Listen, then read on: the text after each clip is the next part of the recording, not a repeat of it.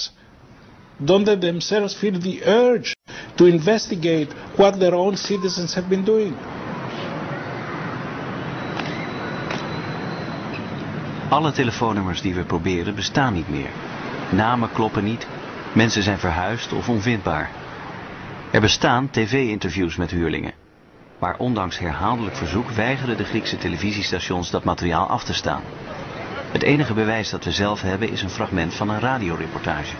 The hand of God. 456 confirmed kills. Hij heeft 456 bevestigde doden op zijn lijstje staan. Το μουσουλμανικό λαό της Αλβανίας και να ενωθούμε τη μητέρα πατρίδα, Τουρκία. En ik zal het nooit toelaten dat mijn vaderland omsingeld zal worden door 3 islamitische staten.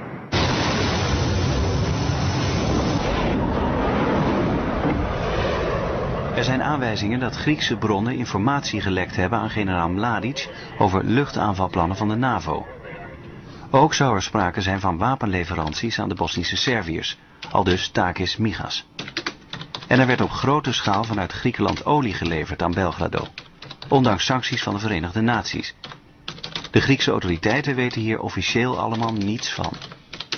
I talked with one of the Serbs who was in Greece, who was masterminding the breaking of the embargo. He was a Serb called Vladimir Bokan, who during the days of the fall of the Milosevic finally decided to speak about what he was doing, and he gave me an interview which was published in both Greek newspapers and the Wall Street Journal, where he claimed that the Greek authorities did everything in their power to help him break the embargo. Interestingly enough, 3 days after giving me the interview, Vladimir Bokan was shot outside his house, was killed. I had set up a second meeting where he was going to tell me the names of the people, of the Greek people in authorities who were helping him with the breaking of the embargo. He's shot, he's killed. They haven't discovered who is the killer until now. Για σας, ποιος φταίει στο Ιουγκοσλαβικό πόλεμο? Ποιος άρχισε πρώτος δηλαδή? Οι Αμερικάνοι και οι Εγγλέζοι, κοπέλα μου. Βέβαια, οι Αμερικάνοι. Grieken zijn in het algemeen fel anti-Amerikaans, want Amerika helpt Turkije. En het heeft ooit de voormalige Griekse dictatuur gesteund. Takis Migas beschrijft in zijn boek hoe Griekenland keer op keer NAVO-plannen om in Bosnië in te grijpen blokkeerde. Toen de NAVO Belgrado bombardeerde, weigerde Griekenland het gebruik van haar vliegvelden. De bommen op de Servische broeders veroorzaakten in Griekenland een ware volkswoede.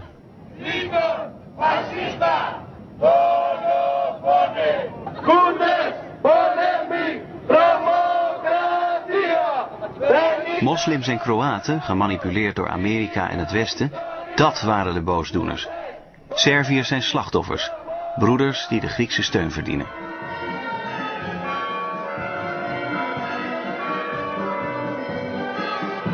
We gaan op bezoek bij de belangrijkste advocaat van Griekenland, Alexander Lykorezos.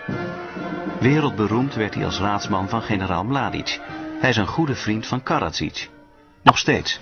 Πράγματι, κάποια στιγμή, το 1994, αν θυμάμαι καλά, λίγο νωρίτερα, πήρα πρωτοβουλία και πήγα στην Βοσνία, τη Σερβική Βοσνία, στη διάρκεια του πολέμου, γιατί τότε έκρινα ότι είχα χρέος να βοηθήσω τους Σέρβους, οι οποίοι επίστευαν την εποχή εκείνη ότι ήταν απομονωμένοι από την διεθνή δυτική κοινή γνώμη, η οποία πληροφορεί το μονόπλευρα και μονοσήμαντα το τι συνέβαινε στην περιοχή εκείνη των Βαλκανίων.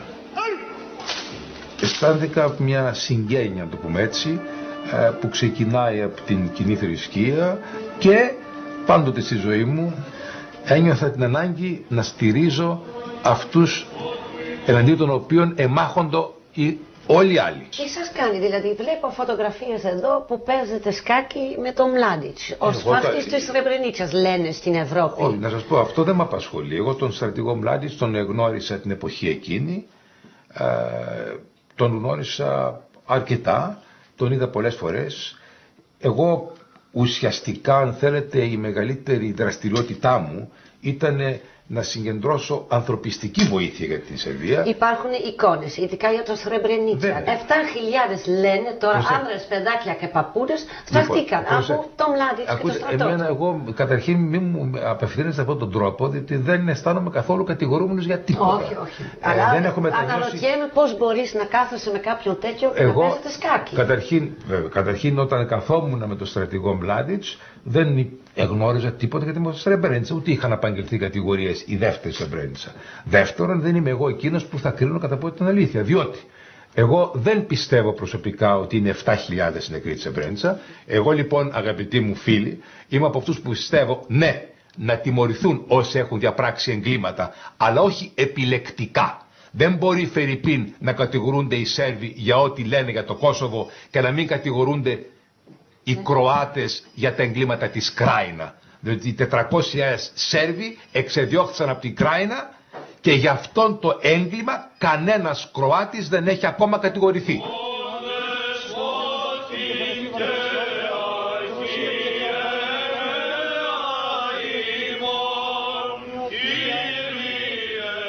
Two years ago, during our national elections, Mr. Likourezos, who is a member of parliament of the Conservative Party, in his electoral brochure, had the picture of him with Mladic.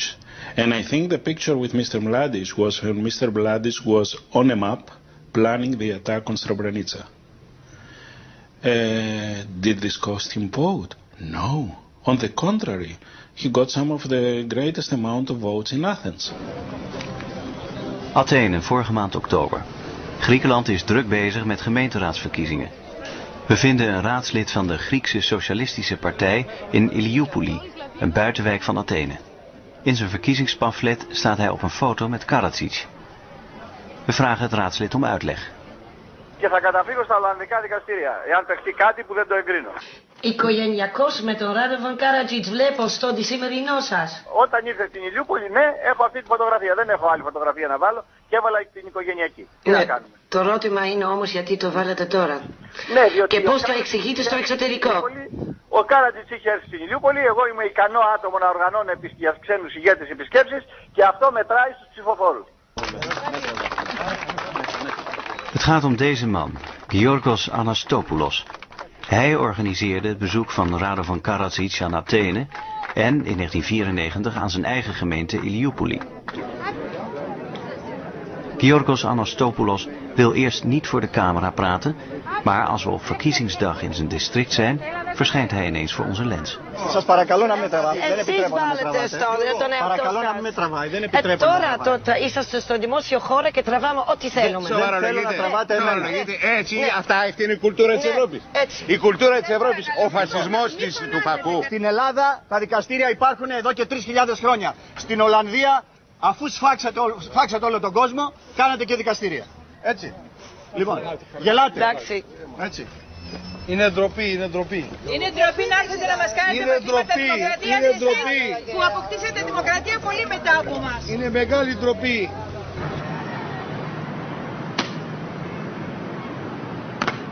In een land waar publieke opinie, politiek, kerk en pers als één man achter de Serviërs staan, is het moeilijk om een kritisch geluid te laten horen. Very many times my newspaper